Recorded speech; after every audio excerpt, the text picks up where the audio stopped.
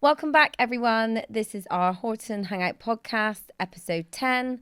I'm Leanna Best, and I'm here today with my wonderful co-host, Laura Horton. Hey. Right, we're going to jump straight into this one then. Yes. We've got the Horton Hangout, we've got the confession of, but there's something else we wanted to touch on for this pod in particular, which we'd like you all to get involved in. So please drop some comments to let us know what your thoughts are and also your experiences.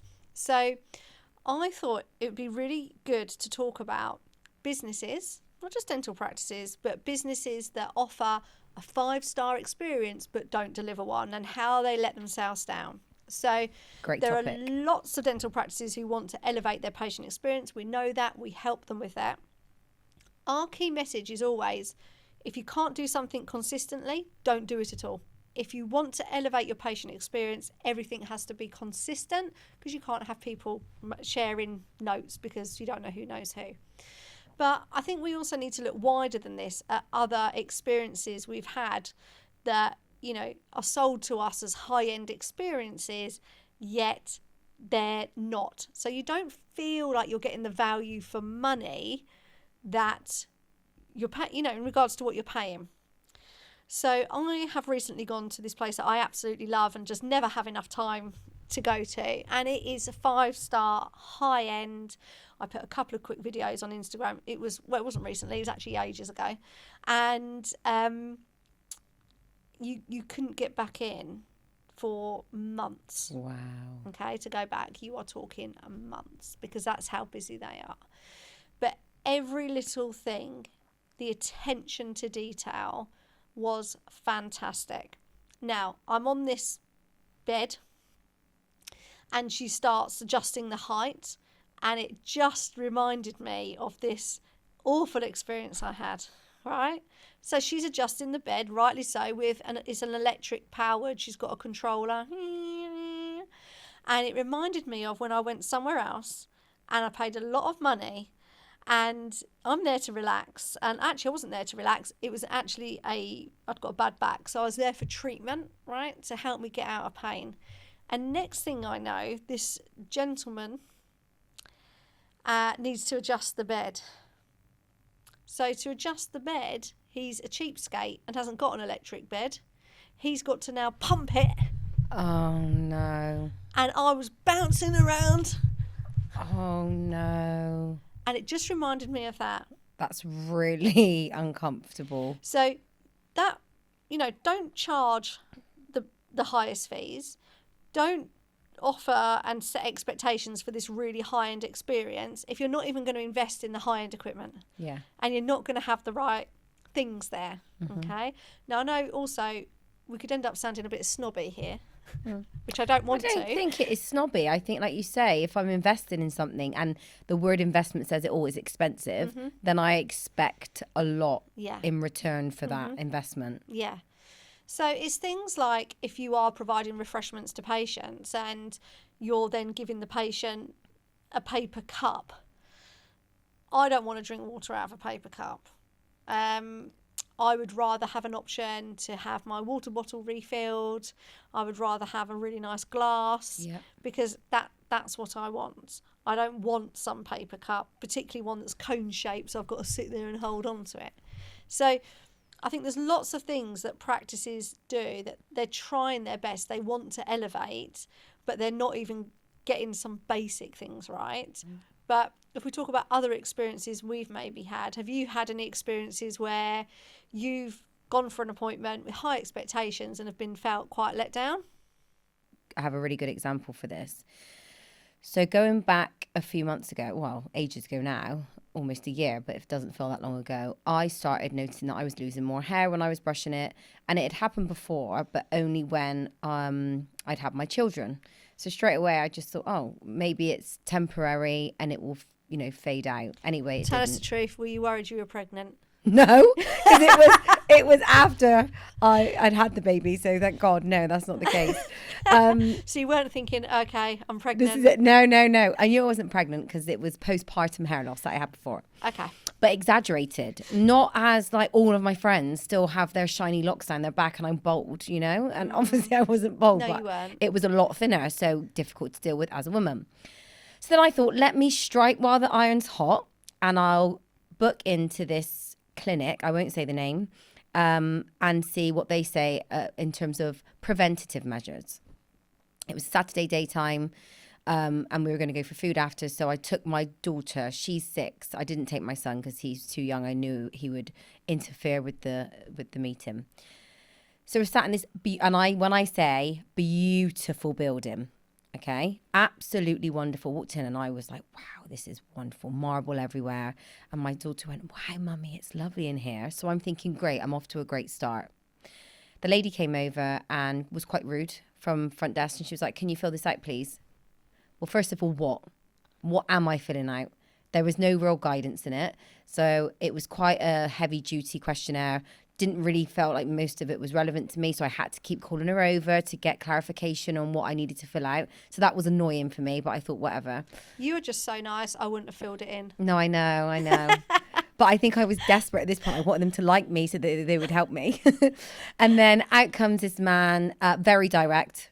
Didn't really use my name correctly, but then kind of like just grabbed me and like, come on, let's go. Like he was in a rush, and he looked quite disheveled. He looked hot. He looked flustered, and was acting that way.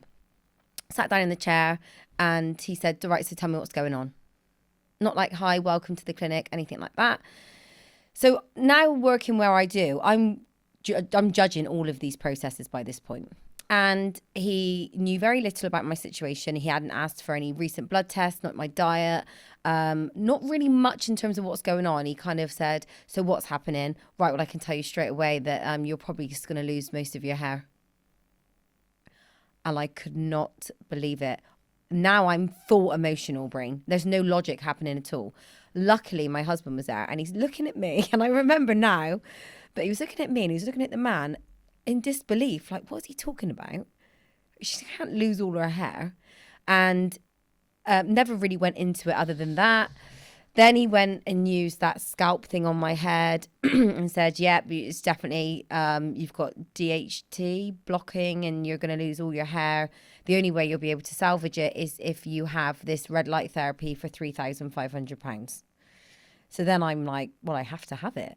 And he said, let me, and do you know what was the worst thing about it? He then looked at my husband, who's got a full head of hair, and went, and I can do a 2-for-1 with you if you want. So I'll do, it would normally be like 6,000, but I'll do it for 4,500. For if you want. It's funny now, but it wasn't at the time. If you want to have it as well. And he was like, hey, I think mine's all right, isn't it? He went, no. Grabbed the scalp thing and used it on his head and said, look, yeah, you're starting to get it. But it wasn't until we left that we kind of realized that we'd been had over a little bit. He left the room and he came back in and I was crying at this point. I was like, babe, I have to have this done because he said, I'm going to be bald basically in 8 weeks time. And he said, you can't leave it 8 weeks. It will be no return is basically what he said. I won't be able to get back what I've lost. So then he came back in and my husband, in the time that he was out the room, was like, this man's actually really, excuse my French, he's pissing me off. He said, because he's making you upset. I don't believe what he's saying. Looking at you, it's wild what he's saying. Let's go and get a second opinion. And then if they say the same, then you can pick which one you prefer. Fine. So then I fast forward a few weeks later, I go and see a lovely lady, Deborah, and she had no affiliation to any brand, which was different. And she looked at my hair, went through a very extensive consultation process, which I was probably speaking to her for about half an hour prior to her even looking at me. And it turns out I had, what's it called? Telogen effluvium, which is where you have exaggerated shedding through trauma. But what with Rico having his cardiac arrest, and then he had sepsis last year, she thinks it was the sepsis that triggered my trauma reaction in my body because of all my past history with bad health. And that was what caused it. I remember this day. It was awful, wasn't it? It was awful. I distinctively remember that Saturday afternoon. You were so upset. I was so upset. You were so upset. I was And I was like, depre- what do you mean he hasn't even looked at your hair? Yeah. What do you mean he hasn't even asked you about your Yeah. diet? You're vegan. Yeah. Like, it was really shocking, wasn't it? Wild. Yeah. And it was the cold.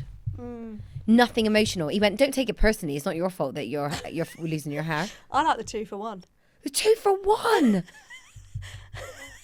But how he had me over a barrel, the saying, I was full emotional. There was no logic. No, you were going to pay the $3,500. I was paying $3,500. If Don't your know how. husband wasn't there, you'd have paid it that day. Finance. You'd have been like, yeah, interest-free finance, having it. Book me in tomorrow. Put me in. Yeah, I'll waive my 14-day cooling off period. I'll have it tomorrow. Yeah. Yeah.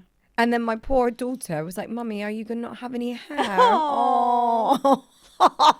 Poor And look at child. your hair now. And look yeah, at no. it. It's beautiful. Yeah, so I really should do a review about Yes, that to yes. pre-warn any poor woman Yeah, or yeah. man Yeah. that goes into that clinic and walks out feeling like they've lost all confidence. I think you should. Good story though, isn't it? Good story, good story. So the moral of the story is, Yes. doesn't matter if you're all, glitz and glam. It doesn't What's matter. the substance? What's the substance of what you're offering?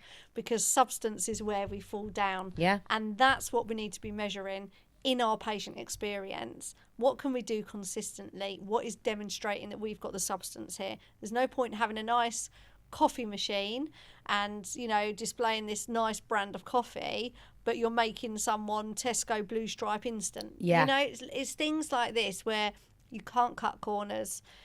Cutting corners doesn't work if you want to be delivering this high-end experience. So, And another thing that happened after that, their follow-up was desperate. oh no. So they contacted me that evening to say, thank you for coming. Fine, normal, expected. The next day it was a phone call. Wow. Didn't answer, and I'd already told them on the day, give me a few weeks, I'm going to have to think about it, and I might go and have a second opinion. Then it was a phone call and text message and an email.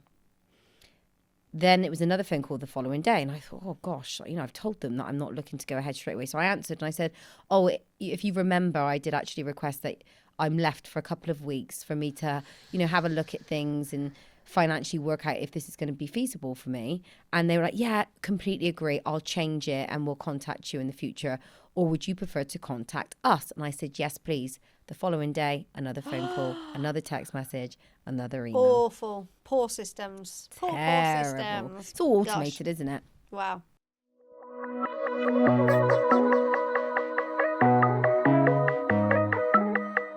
Confessions of a dental nurse. I'm going to share something that I did once because I thought it was quite funny. So see what you think. Yeah. And I'd love to know again if anyone else has ever done anything like this. Okay. Probably should have done this much earlier in the pod. But anyway, here we are. It's the summer. It doesn't matter. This is me as a dental nurse. And it was April Fool's Day. Mm-hmm. And it was back in the day when we didn't even have computers. So I was, and I may have spoken about this earlier in the pod, I'm not sure, but I know I've spoken about it, when I throw my toys out of the pram because I didn't want to work with the VT, and then had a very, very lovely time.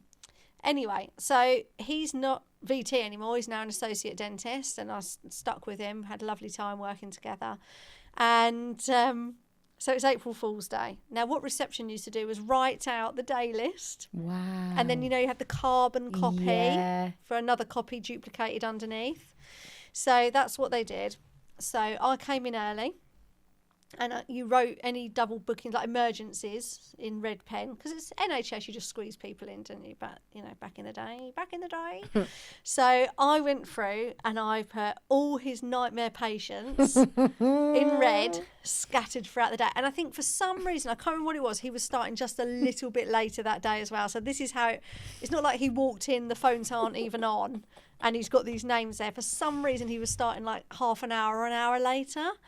And he came in, and I just think my acting was brilliant. And I know I can't lie to save my life, but I really pulled it off. And I said, Pin, you're not going to believe it. And he said, what? I said, I don't know what's going on, but all these patients, I don't know what we're going to do about it. But we really can't see anyone else today. I've squeezed in as many as we can. And I left it sort of right up to lunch. I didn't book any of these names in early or anything.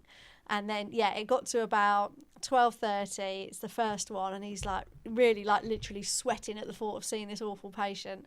And he's like, oh God. And I couldn't keep it up any longer. And I just went, April Fools. Oh, And he was like, what? And that's a really good one. April Fools. And I was like, all of them. And he was like, you're such a... He didn't call me a bitch, but I think that's what he thought. But he probably did say it. But you can't do that anymore. You can't book fake patients in because they're going to get text messages and all sorts. Depends on your system. But you just can't do it, can you? You can't have as much fun. No. So those days are long gone. But that was absolutely brilliant. That was my funniest possible day as a dental nurse, I thought. That's really good. Absolutely loved I that love morning. that. Yeah, I loved it. I thought it was absolutely brilliant. I've never done that. Did an April Fool's joke before on our manager, and we told her, it was me and the principal, me and Ian, and I said, let's tell Debbie, the practice manager, because we were all so close, we were like a family, tell her I'm pregnant. And he was like, shall we? And he was so up for it. And I said, yeah, I'll go out pretending I'm crying, and then you ring her and say, gosh, Leanna's pregnant. And there was 2 other people that were pregnant as well. So it was going to be an awful situation for her. and at the time I was with somebody who wasn't really having a great time with him anyway. And she knew a lot about it because we had such a close relationship. So I knew she'd be worried. And I never forget, he was like, oh, when it rains, it pours, Deb. Leanna's just told me she's pregnant. She's so upset. I think I'm going to have to send her home. So then I could see she was like trying to get my attention all day, and she looked so worried, bless her. And then she took the opportunity to come in the room, and I was laughing my head off, but I put my mask up, and it was back in the day when we had the stereo system in the room, Yes. So I'm washing it up, and I'm like, oh God, please don't talk to me. She said, oh, Leanna, do you mind if I talk to you? And we just both went, burst out laughing, and she was like, oh, I've had enough. And she knew straight away. We were like, got you, April Fools. But it went on for like into the afternoon, lunchtime, and everything. Long. No, it was brilliant. It was brilliant because she was really going through it. She was so worried. What a lovely lady. She's lovely. Oh, bless Still love her to this day, Debbie. So lovely.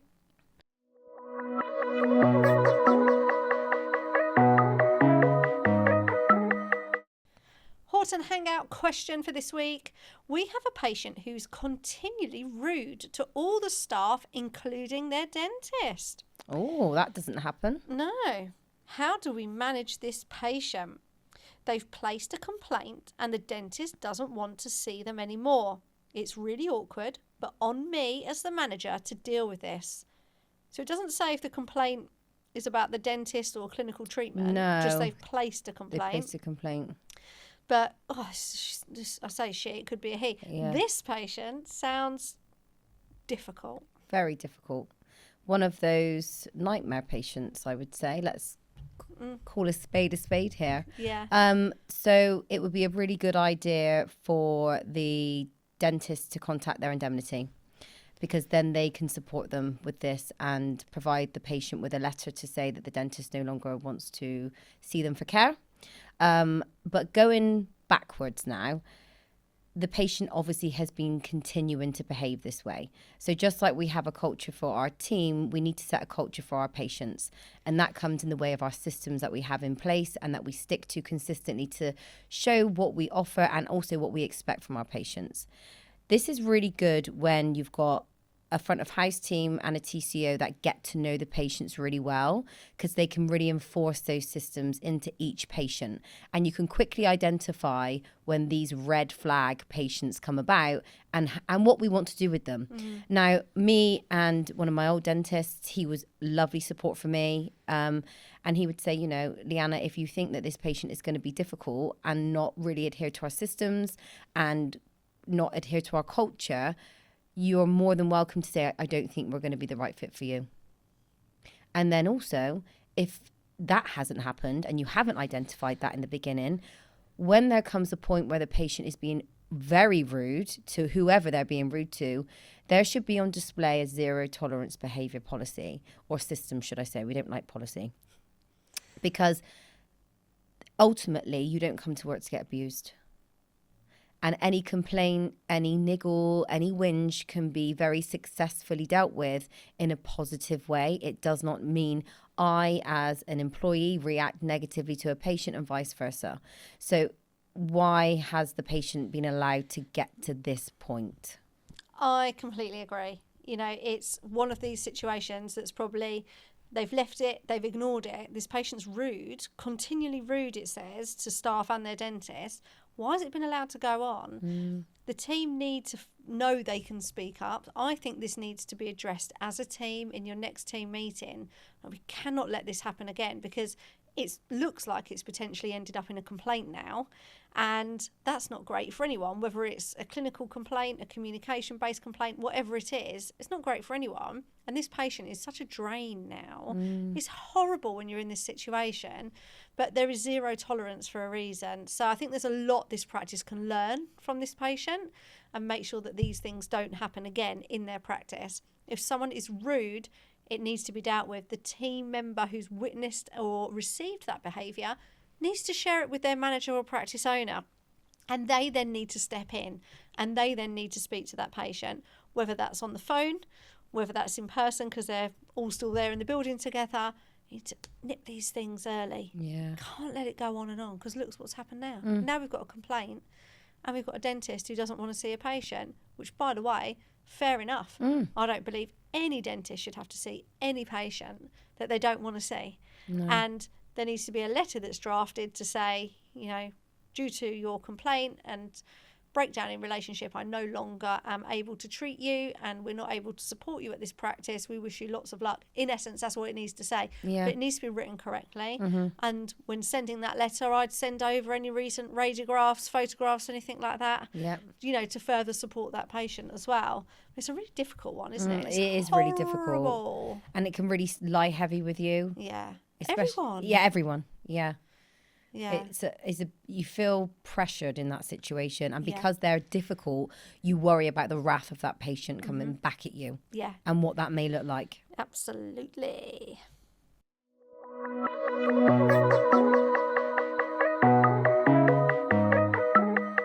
We're going to go into banned words now. I have a good one for you today. Go for it. Free.